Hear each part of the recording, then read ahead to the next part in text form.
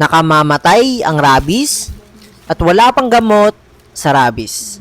Kaya kailangan mo nitong dog muzzle para sa mga aso nyo.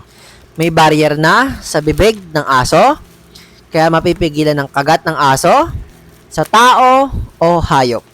Mapipigilan ang pagkain ng kung ano-ano sa daan, tulad ng diaper at mga basura. Mas mapapadali ang grooming at pagpapabakuna kasi wala nang pangamba na baka makagat ng aso.